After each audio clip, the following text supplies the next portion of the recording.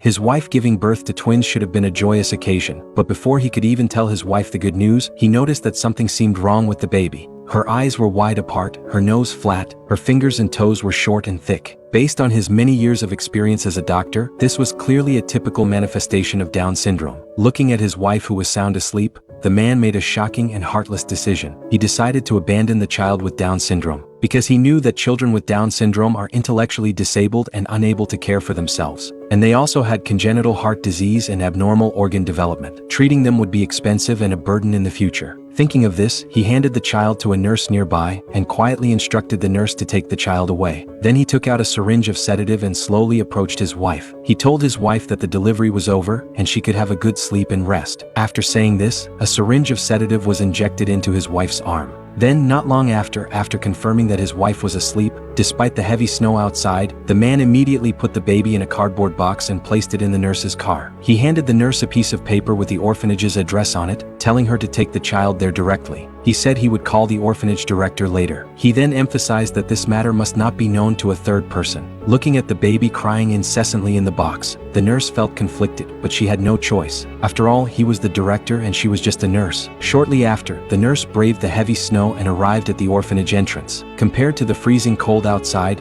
the orphanage was much warmer inside. But to her surprise, there was nobody in the main hall. She looked up the stairs and saw a girl in ragged clothes sleeping. And from the room in front of her, she could hear occasional noisy sounds. She gently placed the child on the table and prepared to go inside to find the person in charge. After pushing open the door, a foul odor mixed with a damp smell assailed her. A caregiver was violently mistreating a man struggling in bed. Not only that, she also found that everyone here looked like walking corpses. Their clothes were tattered and their eyes were unusually vacant. Clearly, this was the result of long-term abuse. This wasn't an orphanage, it was clearly hell on earth. Seeing this scene, she didn't want to stay there for another moment. She couldn't bear it, and she couldn't imagine what this child's life would be like here. After leaving the room, she picked up the cardboard box from the table and held it tightly in her arms. The warmth from the box radiated through the thin cardboard. It was the warmth of life, the warmth she had to protect. Even if it meant defying the director, even if it meant losing her job, she absolutely couldn't let this child end up like the orphans there. She drove to a store. She bought milk powder, baby bottles, diapers, and bottled water inside. After returning to the car, she turned the heater to the maximum setting to warm the milk in the bottle. Until much later, the supermarket lights were turned off, and the employees went home. She was unaware of all this, still feeding the child in her arms. Only when she heard the sound of the car engine turning off, did she slowly raise her head. Now the fuel tank was almost empty, and it was snowing heavily outside. A sense of crisis completely overwhelmed her. She quickly got out of the car and frantically pounded on the supermarket's glass door, but there was no response. There were no other people or houses nearby where she was. The car wouldn't start either. If nothing unexpected happened, they would both freeze to death here tonight. However, just as she was feeling helpless, a dark figure suddenly appeared behind her. Did you forget something? I was trying to get to the phone, I'm out of gas. Out of gas?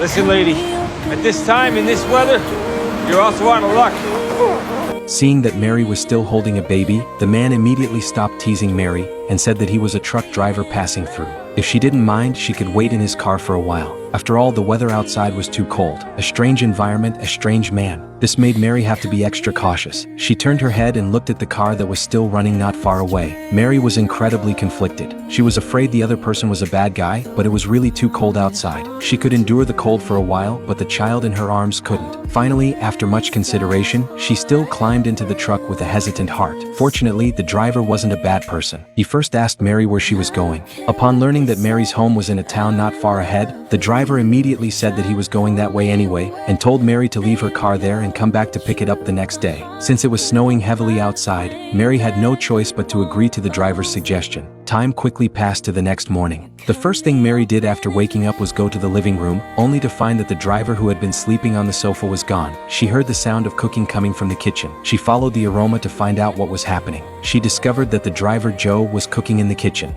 Morning. Oh, hi. I hope you don't mind. I made myself at home. No, it smells good. I'm hungry. That's great. During the meal, Joe the driver said that he had already had his friend repair Mary's car. It was currently being driven back. He estimated that the car would be back soon. Last night in the blizzard, he not only saved her and her child's lives, but also had the car repaired and returned. He spoke softly and even served Mary some food. Mary witnessed all of this. Joe told Mary that he would be leaving to deliver goods after finishing his meal. While speaking, he wrote his phone number on a sticky note. He said his home was in Pittsburgh, a small town with beautiful scenery. He invited Mary to visit him whenever she had the chance. He also invited her to try the most famous local steak. He specifically said that she could call him anytime if she had any problems or difficulties. After breakfast, Joe started his car and waved goodbye to Mary. Watching Joe slowly drive away, Mary was filled with emotion. She never expected to meet such a good man who did good deeds without expecting anything in return. That evening, Mary's door was knocked on. The person at the door was the hospital director. He had originally come to give Mary some hush money, but he heard a baby crying in the house. Finally, under his repeated questioning, Mary reluctantly told him the truth. She recounted everything she had seen at the orphanage. She thought the director would soften his heart and take the child back, but unexpectedly, the director remained resolute. He claimed that he was afraid of upsetting his wife, but in reality, he simply didn't want to raise this burden. He started threatening Mary, telling Mary to quickly send the child away, and that this matter must not be known to a third person, because he had already told his wife that the child was stillborn. While saying this, he took out a birth certificate from his pocket. He told Mary to quickly send the child to an orphanage. The farther away the better. Call him if she needed any money, but there was one condition. His wife must never know that the child was still alive. The director's departure left Mary in a panic. She didn't know what to do next. A few days later, Nora, completely unaware of the truth, actually believed the director's lies. She truly believed that her twin daughter had died, and even held a grand funeral for her. The child was still alive, but the director simply abandoned the child. This was something Mary couldn't tolerate. But what could she do? If she revealed the truth, everyone, including the director and his wife, would live in immense pain for the rest of their lives. After all, the child was a Down syndrome baby. She could only choose to bury this secret in her heart and walk away. Soon after, the hospital director went to see Mary again, only to find that Mary had already moved out. All the furniture in the house had also been sold. He didn't know where Mary had gone, nor did he know whether the child was alive or dead. He asked the moving workers, but they knew nothing. But that was fine. As the saying goes, out of sight, out of mind. He secretly hoped that Mary and the child would never come back. It was with this mindset that 5 years passed in the blink of an eye. Because that burden was gone, the director's family lived happily ever after. But only he knew that this so-called happiness was merely an illusion built on lies. Meanwhile, Mary saw that her child had reached school age, but the school was unwilling to admit the child. Even though she had sued the school, it was to no avail. Because at that time, society generally believed that these children had intellectual disabilities and developmental delays, so regular schools simply wouldn't accept such children. Although there were schools specifically for people with disabilities, she couldn't afford the high tuition fees.